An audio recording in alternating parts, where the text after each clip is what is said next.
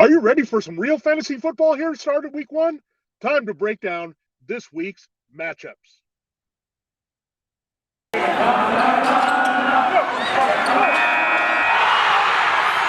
are Locked On Fantasy, your daily NFL fantasy podcast. Part of the Locked On Podcast Network, your team every day.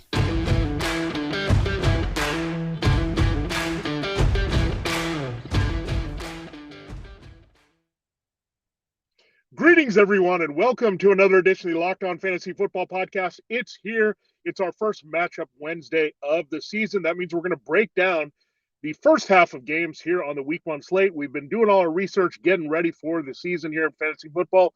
Well, the games are here with the NFL season kicking off here on Thursday night. The Buccaneers and Cowboys. We will break that game down for you, as well as 7 other games on today's show. We'll do the back half of the games all the way through Sunday and Monday Night Football there for you on Thursday's show. But we got to dive in here soon to break down the games. We're excited. We want to see what's going on, where you want to go with your players this week, the matchups to avoid and to exploit here in week one. So we'll get into it here in a moment. But I do have to remind you, you have to be checking out the ultimate season preview here on Locked On. The NFL season is about to begin, as we know, and nobody covers it like the Locked On Podcast Network. August 30th, we started all the way through September 8th.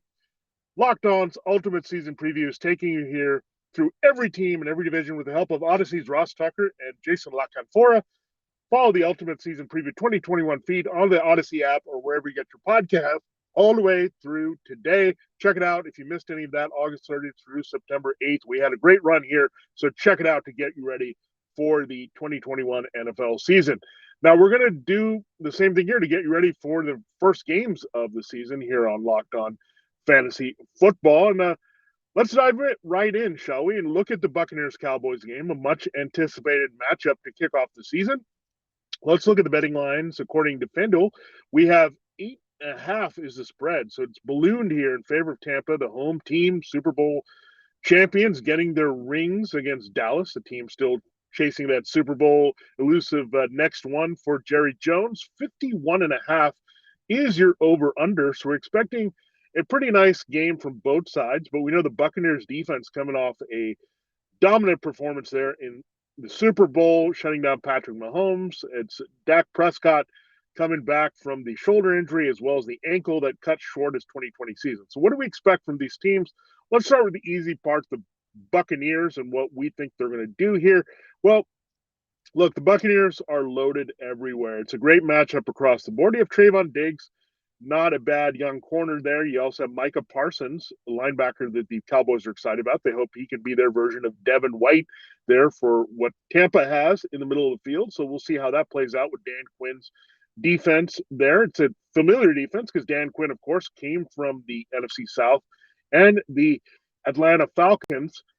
So when you look at that, just a similar style of defense that you're going to expect, a defense in transition. That means good things for Tom Brady here and the Buccaneers and what they can do offensively in this game. So Tom Brady should be solid. I don't think it's going to be a hard day at the office for him. I think he's going to throw to his principals mainly. Mike Evans and Chris Godwin, maybe a big play to Antonio Brown to extend to Rob Gronkowski in this one. Yes, there's a good chance Gronk is going to pop into the end zone here to help pop the champagne and celebrate another Super Bowl ring with Tom Brady. So really touchdown dependent early with Gronkowski, but I think you're going to see more of that 11 personnel display itself here, especially with the speed of Parsons on the field. The Cowboys actually being pretty good and better at safety. They've been traditionally bad against the tight end. So not surprising Gronk scores, but we're not going to be sure of the volume there between the third receiver Brown and their top tight end Gronkowski, especially with O.J. Howard back in the mix. But feel good about Evans and Godwin. Lock them in as wide receiver twos. Godwin, I like a little bit more working in the middle of the field. I think Evans is more the touchdown guy. You do have to look at Brown being a factor as well, working in the middle of the field. He is versatile as a route runner with Godwin here. So you can look at Brown as a wide receiver 3 in this one. So about where you drafted all these guys. In the backfield, take your chances there. Who do they go with to close the game? The game script would say it's a Ronald Jones type game in the second half, as they might be playing with lead and going that direction. It's really hard to navigate between Leonard Fournette and now Gio Bernard. Bernard trying to play in this game. here, but I don't think they'll need a lot of checkdowns to Fournette in this game. So if I'm going to go with the Buccaneers back, looking at a flex spot, I look at Ronald Jones. He could also pop into the end zone. So a little bit touchdown dependent early with Jones and Gronkowski. Pretty steady target volume for Evans, Godwin, and Brown. And you look at the guy tying it all together in Tom Brady, who should have a solid game. I don't know if he's going to have to throw a ton, but expect multiple touchdowns, well over 200 yards passing here for Brady. A solid start to the season here, and be wary again of using the Buccaneers backs in fantasy football this season, but there's a good spot against, again, more for Jones, I think, a little bit more than Fournette. Fournette is there if you want to use him. He did have a good playoff run, but again, I'm not having high expectations until I see how this plays out between the three backs now.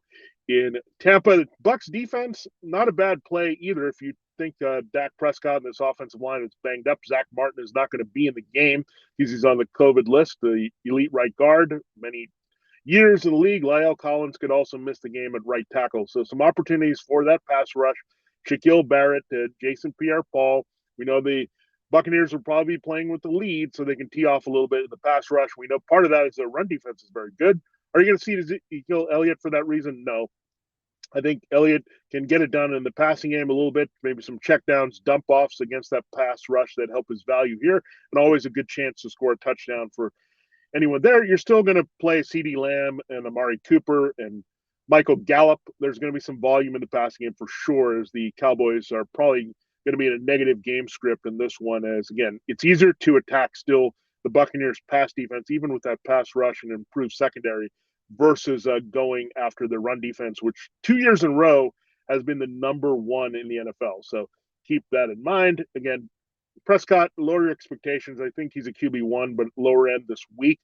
Lamb and Cooper and Gallup will be fine at their respective spots. I think in order, I like Lamb as a wide receiver 1 this week, Cooper as a wide receiver 2, and Gallup as a wide receiver 3. Ezekiel Elliott falls more into RB2 status this week, but still very startable and should be in your lineups every week. Do not be scared again initially by the Bucs run defense. So that's a breakdown of that game. Let's go to our second game there as we flip from the Thursday night game on NBC over to the 1 p.m. Eastern time window. They're the regular slate of games, and we'll look at the Bills and the Steelers here. 6.5 spread for the Bills. It's kind of held steady around a touchdown, 40.5. So expecting some defense, a little bit more defense to be played in this game. Now, it's not the greatest early matchup for Josh Allen, but he's not out of your lineups. He's a top 3 quarterback, however you look at it. He's always in your lineup. I think you have temper expectations as well with TJ Watt and that pass rush, Minkah Fitzpatrick on the back end. There are some challenges there against his secondary and overall pressure defense for the Steelers. So not expecting a huge Josh Allen game. I'm totally going to avoid the running backs here, Devin Singletary and Zach Moss. I need to see how that plays out. Plus, the Steelers are pretty good against the run as well. Stephon Diggs is in there, but I'm not sure I'm going to extend to anyone else in this Bills passing game. So really, Allen maybe still in the top 12, but more of a lower QB1 this week. He's going to get it done for you. But Stephon Diggs, always a wide receiver 1 in your lineups this week. So those guys are not necessarily matchup proof, but those are the guys that have to be in there. You don't have to really extend anywhere else against the Steelers D. Now let's look at the Steelers offense here in this game as they play one of the favorite teams in Canada up there near the border in Buffalo. And Najee Harris is the most anticipated play in this game for sure. The rookie running back, first-round pick from Alabama. You can expect a huge volume for Najee Harris because this Bills team is pretty active in linebacker. I think they've improved a little bit of the pass rush. We know they have Tre'Davious White and some underrated defensive backs there. So I don't see any scenario where the Steelers, after really struggling offensively there, throwing the ball against the Bills in last year's matchup where they want to really drop back Ben Roethlisberger often. So you're avoiding Ben Roethlisberger. Be careful about Deontay Johnson. I think he drops down to wide receiver 3, potentially seeing a lot of White in coverage on the outside. Chase Claypool has some upside with the big plays and touchdowns, but again, temper it to wide receiver 3 this week. And Juju Smith-Schuster, I'm not interested at all in playing in this game. So really, Harris, you look at it as an RB2. Solid, he's going to get that volume that we expect when we drafted him that high in fantasy football ahead of the season. You're looking then wide receivers again. Johnson could have a little bit tough time. None of these receivers really produced in the matchup in Buffalo last year. So really lower expectations. If you need to get one in, again, no higher than wide receiver 3 and totally off the board with Juju this week. And Ben Roethlisberger, only a select streamer. He's not a guy you're looking at all in this game this week. So next week, maybe when they play Cincinnati, but not in this one for sure with Big Ben. So very careful about Big Ben, especially the way he closed out the season, that ugly game against the Browns there in the wild card playoffs. All right, so we've got there are a couple games under our belt here, breaking them down. It feels good, doesn't it? We're talking about games again and breaking them down for you, looking at over-unders and point spreads also to help us figure out how things are going to go with these games and expected point totals and scoring and offense and all that. It's that time of the year again. We know that, and all eyes are now turning to football. Teams are back on the gridiron to start the NFL season. As always, BetOnline is your number one spot for all the pro and college football action this season. Get all the updated odds, props, and contests, including online's biggest $500,000 NFL mega contest and the world's largest $200,000 NFL survivor contest, open now at BetOnline. Head to the website or use your mobile device to sign today to receive your 100% welcome bonus. And be sure to take advantage of their opening day super promo. We just talked about that game between the Buccaneers and Cowboys. Make a bet on the Thursday, September 9th season opener between the Super Bowl champion Buccaneers and Dallas Cowboys. By the way, I do like the Buccaneers to cover that spread there, and the game potentially going over. If you lose, your wager will be refunded up to $25. So it's a free bet there for new customers only when signing up and using the promo code NFL100. BetOnline is the fastest and easiest way to bet on all your favorite sports, from football, basketball, boxing, right down to your favorite Vegas casino games. Don't wait and take advantage of all the great offers available for the 2021 season. BetOnline, your online sportsbook experts. All you have to do is enter the promo code Locked On, and you'll get that welcome bonus. All right, let's continue looking at the early side games here of week number 1. We're using the betting lines here on FanDuel as of right now with the spread and the over-under. Panthers, Jets, not as marquee, of course, as the Buccaneers, Cowboys, Bills, Steelers, but a lot of interesting storylines of this one, including the Sam Darnold / Robbie Anderson revenge game. Look at who's on the schedule, of course. Jets in week 1. Zach Wilson making his debut as the Jets starting quarterback. You also have brand new vibes there with Robert Saleh taking over the defense and head coaching duties, as well as Michael Floor all sliding over from the 49ers. So some positive energy flowing to the Jets. That Adam Gase time is over. Not a lot around Sam Darnold. If you're in a deep streaming situation with Sam Darnold, certainly you can look at him, maybe in DFS as well this week. 2 QB league, Superflex, this is the time you would use Sam Darnold. He's going to be motivated, but more helpful in this game is that the Jets defense is in transition, still trying to figure out their pass rush, trying to figure out guys on the back end there for Saleh. So they're going to have some issues there, mainly with their pass defense. So run defense, I think it will be a little bit more improved, but still very vulnerable there. So Christian McCaffrey, lock and load, your number 1 overall pick as an elite RB1, the top on the board this week. Now look at the Panthers receivers. We've been on Robbie Anderson a lot more than DJ Moore. Certainly you can play DJ Moore in this one because there's certainly big plays available. I look at DJ Moore, however, as a wide receiver 3. Well, like Robbie Anderson bumping up to wide receiver 2. He had a big week 1 last season in his Panthers debut. Now he gets to go against this weak secondary. And Darnold certainly is going to trust Anderson most, a little bit ahead of Moore early in the season. So Moore wide receiver 3, Anderson wide receiver 2. If you need Darnold, he's a streamer. McCaffrey, you know what we're going to do with him. I'm not going to extend to Terrace, Marshall, anyone like that in this game just yet. I want to see how it plays out with his wide receiver core with the Panthers. But expect a lot of Christian McCaffrey as the Panthers try to pull this one away. 5.5 is a pretty healthy spread in their favor as the new look Jets go on the road here. Now, where can you go with the Jets? I mean, keep in mind this Panthers secondary has improved. They added J.C. Horn in the draft as their first-round pick. So they got some decent corners here. We know they've got Jeremy Chin and Brian Burns and some playmakers there. So can't trust a lot of this Jets offense here immediately. If you need to play anyone, I'm looking at Corey Davis.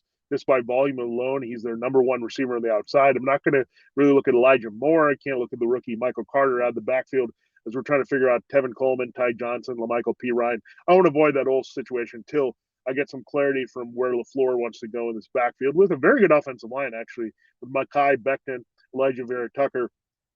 2 guys on the left side there. So Jets offensive line is going to surprise people. The running game, the passing game is all going to be surprising. But in this game, just stick to Corey Davis here as wide receiver 3. Let's wait and see with the Jets before we go all in, because that's how we have to treat them in this game, like we've treated them all off season as well. 45.5 over under. So I'm not expecting a points bonanza there. So not a lot to trust on the Jets. So I would avoid everyone except Davis. And again, if you're looking for a defense that could make some plays here, it is still a rookie quarterback making his first start. It's on the road. The Panthers do have some active guys all over the pass rush that could make some plays here, maybe take advantage of a Wilson mistake. So Panthers not a bad streaming defense. Certainly, we're not going with the Jets, even though Darnold is on the other side of the field. I think Darnold is going to get the better of the Jets in this matchup. The next game is an all AFC South affair. The Jaguars are actually favored on the road in Houston, 2.5 points. It is ballooned to. It was a pick 'em early, slight favoritism towards the Jaguars. Now a little bit close to a field goal favorites, only 44.5. So not expecting a lot of offense. I think this could actually have a little bit more offense than we think because I think both defenses are not very reliable. If you need Trevor Lawrence as a streamer, QB2, super flex, all that, I think you can look at him for sure. This Texans defense really is terrible.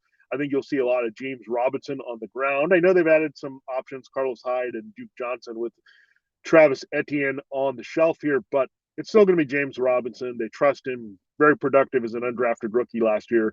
New coaching staff with Darrell Bevell. They're going to have to go in Robinson's direction. They want to be run heavy anyway. You'll see some Hyde for sure because that Urban Meyer connection, but I think they'll play some inspired ball here.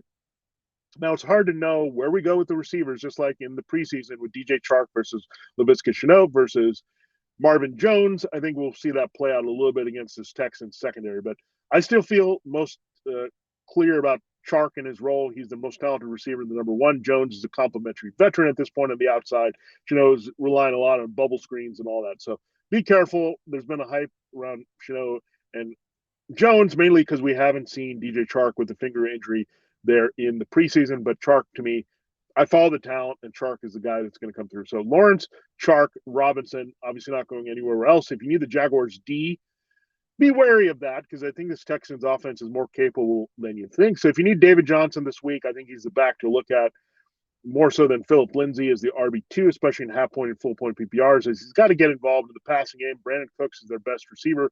Then it drops down to Anthony Miller, the rookie Nico Collins here. They added Danny Amendola here for desperation. So after moving Randall Cobb, I don't think they feel totally comfortable with Miller taking over the slot role. So we'll see about that. But none of those guys are interesting here. Basically, you're looking at Brandon Cooks and David Johnson. They're going to get volume by default. I mean, again, I expect the Texans to trail. It'll be rather close in this one. Don't expect a lot of points, but Cooks is going to rack up a lot of targets we know from Tyrod Taylor at quarterback here. If you look at DFS, Tyrod is not a bad play. He can run, give you some floor production there. And again, he's going to throw the ball to Cooks, find some other guys, spread the ball around to David Johnson getting involved. So I would limit it to Cooks and Johnson there in redraft leagues.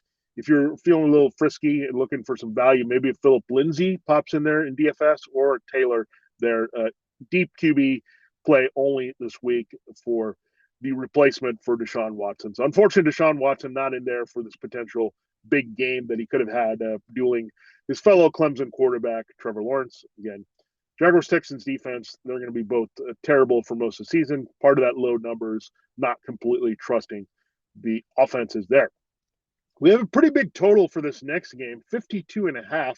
This is in Nashville. This is between the Titans and the Cardinals. Yeah, this is going to be a good one. The Titans are mild favorites at home. I actually like the Cardinals to pull off the upset here on the road. I don't trust the Titans' new look defense to slow down Kyler Murray and the new look offense for the Cardinals. So let's look at them first. Kyler Murray, I think he's a QB one for sure. We know that. He's in the top three, but I think he could end up being the highest scorer of the week. He was that for many weeks last year. So don't buy into the fact that he's not going to be running as much. He's going to find other ways to produce with DeAndre Hopkins. You know, he's going to lock and load with him. So Hopkins, an elite wide receiver one, along with Murray. You look elsewhere, Rondale Moore, deep sleeper, maybe. They could deploy the rookie here. The Titans can't really keep up with the speed, open field abilities here. So he's a deep sleeper looking at, but I'm not going anywhere else. I'm not trusting A.J. Green or anyone else with this Cardinals receiving core. I think you're going to see a lot of more behind Hopkins. Chase Edmonds, you can put in for sure against this Titans defense. So the principles for the Cardinals, again, Murray, QB1, highest maybe on the board this week. Hopkins, no lower than a top 5 receiver this week in this matchup. And looking at The value of Chase Edmonds still RB2 type of flex. I'm not going to go any higher than that with Edmonds yet until we see what his role is, especially with James Conner maybe eating some touches there for Arizona. So a lot of things to look at there, wait and see approach. Again, the Cardinals don't have a lot there, but Murray's going to get it done. Hopkins is going to get it done. Everything else is a little bit of an extension for you this week, and you're obviously going to avoid the defense with the explosive Titans on the field as well. So yeah, good implied total for both teams here in a close game with a 52.5. There, again, I like the Cardinals, the Titans. Your usual is Derrick Henry, solid RB1, elite. He's going to deliver for you what you need. Ryan Tannehill, good play in a shootout potentially with Kyler Murray, A.J. Brown, Julio Jones, the Cardinals secondary in a bit of transition here once again. So they can be exploited with both Titans' main receivers here. I'm not going to go to Anthony Ferguson or anything extra like that in this game, avoiding defenses. So I look at Brown having a solid potential to finish in the top 10 here as a wide receiver 1. Julio, bump him up from wide receiver 3, which I think he really is, to wide receiver 2, now fully healthy, at least early in the season. So some points are going to be put up there. So a lot of fun, a lot of exposure you want in DFS as much as possible to this game, because Titans Cardinals is going to live up to expectations with two overrated defenses in transition. I do like the Cardinals with by the way, J.J. Watt facing a team from the AFC South, cleaning up a little bit late in the game, but nothing to see here in terms of worrying about the offensive principles on either team. Let's keep it simple. Roll out your studs in week 1, and the Titans and Cardinals are certainly going to have some high-scoring players on their teams. All right, we will get into our final 3 first half of the game schedule here of week 1 matchups, Falcons-Eagles, Chargers-Washington, 49ers and Lions. We'll do that, and we'll do the back half of the games there on Thursday show in a very similar way as this one. I do have to remind you about Built Bar, the best tasting protein bar ever. What's your favorite Built Bar flavor? There are 9 delicious core flavors that you can check out. I'm a Built Bar fan, and if you've talked to any one of us, we're definitely passionate about our favorites. Some of mine I've mentioned on the show: mint brownie, peanut butter brownie, double chocolate, salted caramel. That's because they're covered in 100% chocolate. So it's like getting double chocolate, soft and easy to chew. The only way you can get in all the Built Bar flavors is getting a mix box where you can try 2 each of 9 flavors. Then you can lock on to your favorite here of the Built Bars, and really you will not go back to any other protein bar once you try Built Bar. They're the best tasting. Their Built Bars are, but they're also healthy for you. Most of the flavors have 17 to 8 grams protein, 130 to 180 calories, only 4 to 5 grams sugar, and only 4 to 5 grams net carbs. 9 amazing core flavors, all tasty, all healthy. And also look out for some of their special flavors as well. Order today and get whatever you like from Built Bar. Go to BuiltBar.com and use the promo code LOCK15. You'll get 15% off your first order. Use promo code LOCK15 for 15% off at BuiltBar.com. It's also that time of year again when we are diving into our pools. That means our fantasy football and betting pools. The football season is back. Let's make the most of it with a better way to create your custom pool at RunYourPool.com, the premier sports pool hosting service. Run Your Pool makes it ridiculously easy to run a football pool with friends, family, or office mates. They offer dozens of formats, including Survivor, Pick'em Squares, Margin, Confidence Pool, 33, and more. Run Your Pool hosts formats for NFL and college football, the one-week games, full season playoffs, or the Super Bowl. Unlike other fantasy sports platforms, Run Your Pool has options and settings to make it your own. You can even brand your pool for your local business, bar, or restaurant. Reconnect with friends and join nearly 2 million fantasy football fans to make every game action-packed this season. Check them out today and get $10 off at runyourpool.com/lockedon, or use the promo code LOCKEDON at checkout. Anywhere, everywhere in the world, Run Your Pool helps friends and colleagues compete. The NFL season starts tomorrow, September 9th. Start today at runyourpool.com/lockedon and have your pool up and running in minutes. Runyourpool.com/lockedon. All right, Falcons and Eagles. This one is literally for the birds, and 2 new-look teams here. 2 rookie head coaches, Arthur Smith in one corner for the host Atlanta Falcons. They're 3-point favorites here. Pretty good action here. We expect definitely some points in this one. Eagles, Jalen Hurts with Nick Sirianni. So we'll see how that plays out here for this game. But I expect a lot of points and a lot of your principles going off in this game as well. So Titans Cardinals is a good one. This one is also a high-scoring affair. So let's start with the Falcons. Matt Ryan certainly comes in as a top 12 QB for me this week. Very usable, Remember, he's from the Philadelphia area. He likes playing against the Eagles. He prefers to do it at home in the comfort of the dome. He's going to have Kyle Pitts. The Eagles, we know, have had historic recent struggles with tight ends. So good spot for the rookie immediately to get his feet wet in the NFL and make some big plays. For the Falcons, Calvin Ridley locked and loaded. He is a top 5 to 10 wide receiver every week. He's just going to get that much target volume. We know how consistent he was with Julio Jones not available for most of the season. Now, Julio Jones is not available for any of the season. So you can go there with those two guys for sure. They're going to come through for you with Matt Ryan. I also think Russell Gage comes in as a sneaky wide receiver 3 that we're going to look at. So Gage certainly has some value there in deeper leagues. If you're looking to platoon that position or flex play, Russell Gage certainly has some value here against this Eagles secondary. On the Eagles side of things, Jalen Hurts comes in to me. He's going to produce pretty well.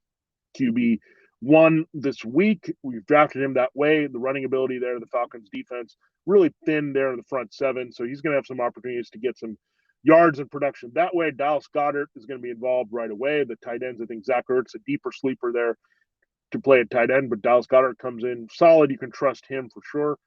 Good chemistry between him and Hurts. Ertz is also locked in with Ertz, so those two guys will be busy, especially with some questions marks at the receiving core. I know Jalen Hurts has a good chemistry with Jalen Reagor. We liked him as a sleeper, but I think the guy Devonta Smith, they're going to get him going. Remember, it's very familiar territory for Devonta Smith playing for Alabama. They played a lot of big games, we know, in Georgia. So keep that in mind. Devonta's going to be revved up to play his game here, but trust the tight ends a little bit more in the passing game. Miles Sanders, of course, is going to be an RB2 for you this week as well. So, yeah, play all the main guys that you look at for your Eagles where you've drafted in the position, but don't extend too far. If you need an extra receiver this week from these two teams, you're certainly going Gage over Reagor. And don't forget about Mike Davis. He's going to get involved in the passing game as well.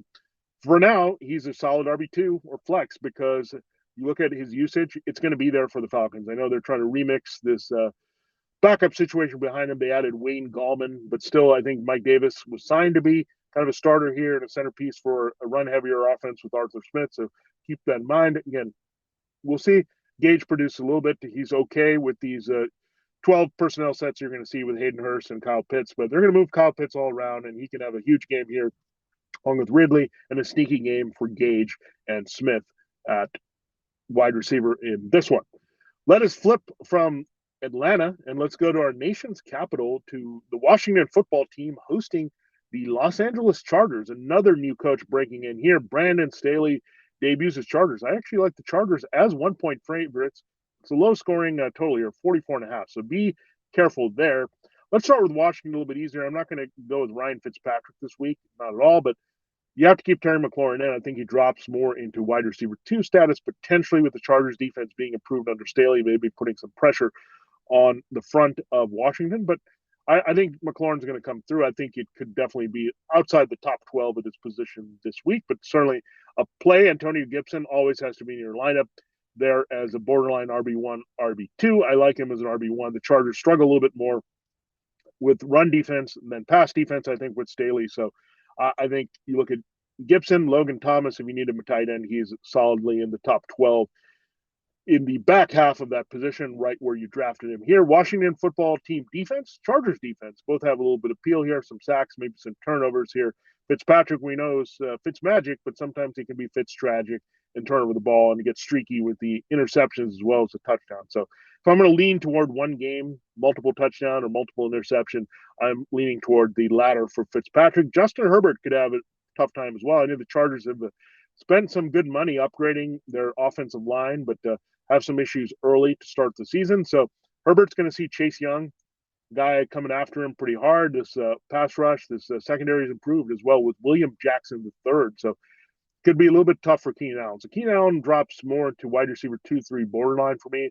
Herbert, if I've got a better option on my bench, I'm going there over Herbert. Again, tough way to start your sophomore season.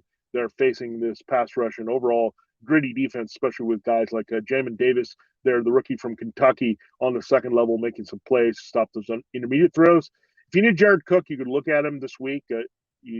Bit of a sleeper there overall at tight end this season. They did give him extension. He's been in the Joe Lombardi system before from New Orleans, and they need to replace Hunter Henry here. And really, trying to figure out who's going to be the number 2 wide receiver between Mike Williams, the rookie Josh Palmer. A lot of question marks there. So, again, we're going to have to find some production from Herbert in this one. We're not trusting him on the road in this tough spot again. I think it's going to be a lower scoring game. You think a lot of it's going to flow through Gibson for Washington and his counterpart, Austin Eckler, here, fully healthy for the Chargers. So I think that both those backs will be busy, and limit your expectations here for the passing game of either team with that point total and that implied total well under 30 points for both teams here in the opener. The final game we'll get to here, 49ers and Lions. The 49ers are opening as 7.5-point favorites. Only 45 is the over-under. 49ers trying to find their way a little bit offensively, coming banged up, but Brandon Ayuk banged up again. You got Deebo Samuel coming off his share of injuries, George Kittle injury-riddled. So at least they're all three healthy along with Jimmy Garoppolo. So early in the season with them and Raheem Mostert, you got to trust them. They're the principals of the 49ers. So in order, George Kittle, top 3, tight end 1, as we expect. Brandon Ayuk, if he's healthy and good enough to go in this game, which we expect, you're looking at him as a wide receiver 3, I think, more so. I don't think the passing volume is going to be pretty high for the 49ers. They can run in this one. And same thing with Deebo Samuel, no higher than wide receiver 3. Jimmy Garoppolo, your sneaky streamer, DFS played in a deeper late this week. While he has a starting job and Trey Lance necessarily can't play with the hand injury, that's going to help Garoppolo get all the touches at quarterback here and help him. So I can see 2 touchdowns for sure. I wouldn't say it's going to go that much higher because I trust Raheem Mostert to have a big game, as the game script should be favorable and the run defense for the Lions stinks. So should see a lot of Raheem Mostert. I like him as a RB2 with upside this week. And I like Trey Sermon. I think he's going to get involved with the game script being positive in the second half. They want to rotate both these guys in. The impressive rookie from Ohio State / Oklahoma here in this run system. So looking at Mostert, solid RB2. I think Sermon for now you're going to look at as a rookie immediately as a flex here in this game. Now, where do you go with the Lions? TJ Hawkinson for sure. We're going to monitor DeAndre Swift and that injury if they have to pivot to Jamal Williams. I don't know if I like it very much against this 49ers run defense if it's a split between it hurting Swift and Williams, and we're not going to be sure of their touches, especially with negative game script against the 49ers D. So a lot of concerns there. Watch Swift and his status, and Williams. Again, if one of them, especially Swift, is out, then you're looking at Williams having a little bit more value because he's going to get most of the backfield touches here and the checkdowns here when they're trailing. So keep that in mind. As far as the passing game goes, you can't trust Jared Goff or any of his receivers in flux here. The only one you can trust is TJ Hawkinson. He's going to be with his buddy George Kittle from Iowa. They did a barbecue commercial together, so they're good friends. They're going to meet before the game, have a little talk. And Hawkinson's probably going to get some volume here by default. And that's why we drafted Hawkinson early as a tight end, because he's essentially their best and number 1 receiver, and Goff likes throwing in the middle of the field to tight ends as well. So Hawkinson, keep in mind the 49ers defense was the best against a tight end. So you're not expecting a huge game from Hawkinson, but I think he's definitely startable every week here for the Lions, just out of pure target share that he's going to get for Detroit. And while Kittle's healthy, enjoy it. I think Kittle goes off in this game, as well as the running game for the 49ers. So again, they'll get the job done enough in the passing game, but not enough where I don't see Ayuk or Samuel having that big game, especially coming off their own injuries here in 2021. All right, so we've broken down all those games. The first half of the games, 8. That means 8 more in the back half. We'll do the same thing. The drill will repeat on Thursday there. Betting on the NFL doesn't have to be a guessing game. If you listen to the new Locked On Bets podcast hosted by your boy Q and handicapping expert Lee Sterling, your daily picks, blowout specials, wrong team favorite picks, and Lee Sterling's lock of the day. Follow Locked On Bets podcast, brought to you by BetOnline.ag, wherever you get your podcasts. This wraps up this edition of Locked On Fantasy Football with Smiley here. We're Matchup Wednesday. We'll follow it with Matchup Thursday.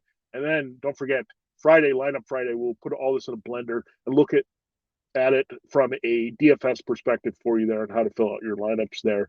If you're new to DFS, we'll got you covered there as well to try out FanDuel for sure. For Locked On Fantasy Football, this has been Vinnie Iyer. Have a great day and see you